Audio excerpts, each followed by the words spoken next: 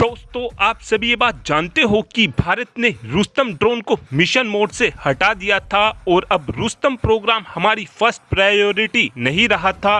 ऐसा इसलिए हुआ था क्योंकि ये ड्रोन हमारी सेनाओं की जरूरत को पूरा नहीं कर पा रहा था, क्योंकि हमारी सेनाएं ऐसा ड्रोन लेना चाहती थी जो 30,000 फीट की ऊंचाई पर उड़ान भरने में सक्षम होता और उसका एंड्योरेंस भी 24 घंटों का होता। लेकिन हमारा रुस्तम ड्रोन 27,000 फीट की ऊंचाई पर ही उड़ान भर पा रहा था और केवल 18 घंटे का ही एंड्योरेंस टाइम दे पा रहा था।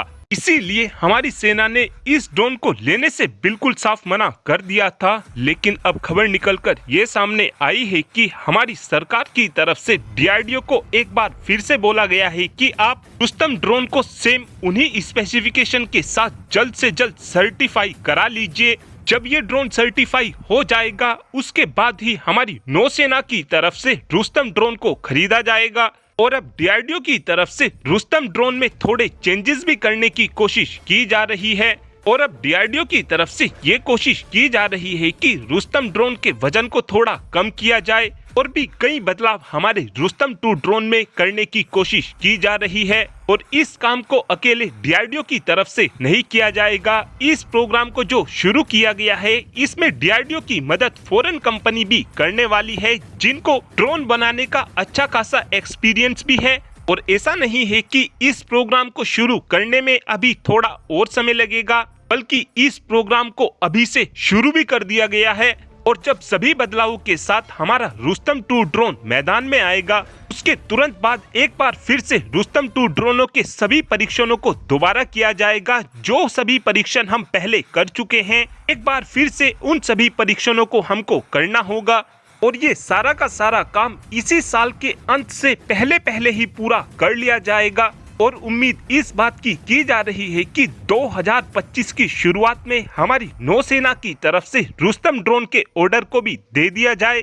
लेकिन यहाँ पर आपके मन में ये सवाल जरूर आ रहा होगा कि हमारी नौसेना की जरूरत को जो रुस्तम 2 ड्रोन से पूरा किया जाएगा, तो रुस्तम 2 ड्रोन को कौन सी कंपनी हमारी सेनाओं को बनाकर सौंपने वाली है।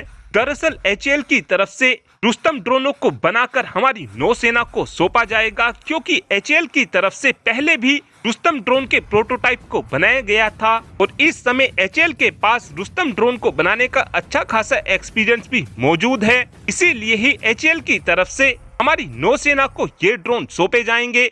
लेकिन अब ये देखना अहम होने वाला है कि हमारी नौसेना की तरफ से रुस्तम ड्रोन को कितनी संख्या में खरीदा जाएगा। और जिस समय हमारी नौसेना की तरफ से इन ड्रोनों का इस्तेमाल करना शुरू कर दिया जाएगा, उसके बाद जो डेटा निकलकर सामने आएगा, उस डेटा की मदद से हम रुस्तम ड्रोन को फर्दर मॉडिफाई कर इस ड्रोन के एंड्योरेंस टाइम को और इस ड्रोन के फ्लाइंग एल्टीट्यूड को और भी ज्यादा बढ़ा सकेंगे।